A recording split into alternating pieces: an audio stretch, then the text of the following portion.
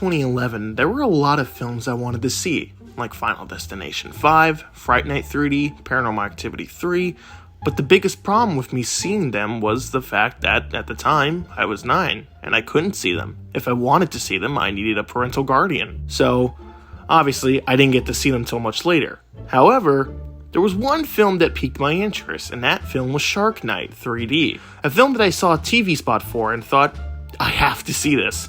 The only problem was it looked like it was going to be rated R. However, I was excited for it, so I asked my mom if it was rated PG-13, if she could take me to go and see it. She reluctantly agreed, and a few weeks later, it was given a PG-13 rating. So not only did I get to see it in theaters and with my mom, but I got to see it in 3D. Since then, I have a strong opinion on this film that people may or may not agree with, but here it goes. I love this movie.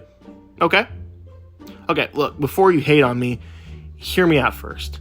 Okay, first off, I like our characters. Yes, they are your standard teenage characters you see in every one of these films.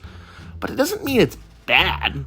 The thing with me is that I have to at least find them relatable or likable. And in this film, I do. You see, that's the thing I love about this film. All the characters are likable. Well, besides the villains, but we'll get to that later. They all feel like real friends. Gordon in particular is my favorite, as he brought a great sense of humor to the movie. Blake was also likable, and when shit starts to go down, you really feel bad for him because he's just that likable. Sarah and Nick are also likable as our leads, and you root for them to make it out alive.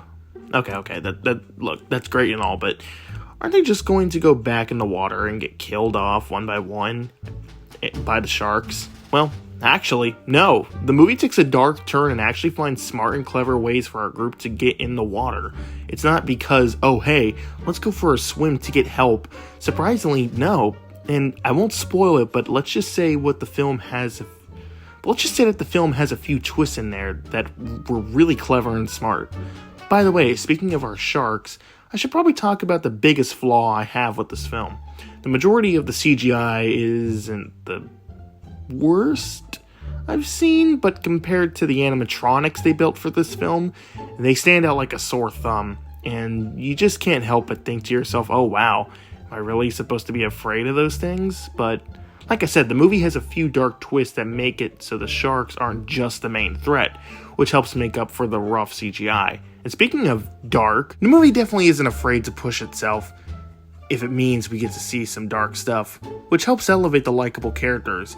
Oh, and by the way, isn't this movie supposed to be in 3D? Doesn't that mean it's just going to get annoying after a while? Well, believe it or not, but the 3D in the film is actually pretty good. As a person who did see this in 3D, the 3D is the kind of 3D where it helps create more tension in the film. Look, the point I'm trying to make is the characters were likable and there's a lot of tension.